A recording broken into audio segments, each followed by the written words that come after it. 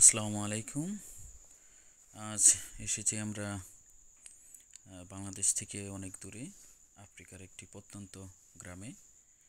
তো এখানে এসে অনেক কিছুই দেখতে পেলাম। খুবই দরিদ্র একটি দেশ এবং গ্রামটি অত্যন্ত সাদামাটা।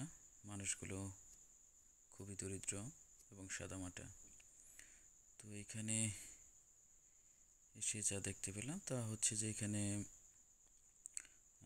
গ্রামের মানুষগুলো খুবই অসহায়। দেখা গেছে যে দিনের বেলায় দুই বেলা খেতে পারে কিনা তার কোনো নিশ্চয়তা নেই। তো আমরা জাহাজ থেকে নেমে যখন আফ্রিকার গ্রামটিতে ঢুকি তো দেখতে পারি যে গ্রামের সাধারণ মানুষগুলো তাদের প্রতিনিয়ত কাজগুলো করতে পারছে। এখানে একজন দেখা গেছে সাধারণ মানুষ পরিবার নিয়ে বসে আছে তার বাচ্চাদেরকে নিয়ে। তো আমরা হেঁটে হেঁটে চলতে থাকি এবং গ্রামের বাড়িগুলোর অপরূপ দৃশ্য দেখতে থাকি। এখানে একটা স্পোর্টসের দোকান, দেখেন কি দরিদ্র একটা বাচ্চা মেয়ে দৌড়ে আসছে, তারা খেলা করছে এবং কেউটা একটা টেপ কল। তো হাঁটতে হাঁটতে আমরা দেখতে পাচ্ছি আরও কিছু ছুটি ঘরের মতো দেখা যায়। তো একটা ধনী বাড়ি দেখা যাচ্ছে এখানে, তারা হয়তো বা ভাড়া থাকে। একটি বাজার বলা চলে গ্রামের একটা এটা। এখানে বিশাল একটা আম গাছ।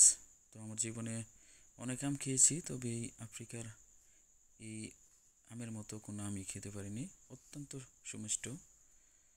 আর এখানে একটা সুপার শপ দেখতে পেলাম, খুবই আধুনিক।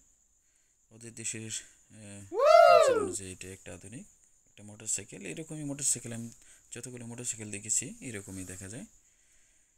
আর হচ্ছে সুপার শপ, দেখা যায় কোনো কিছু কেনা যায় কিনা। তো আমাদের কাঙ্ক্ষিত কোনো কিছুই পেলাম না এখানে, তাই কেনা হলো না। এখানে একটি আমের বাজার।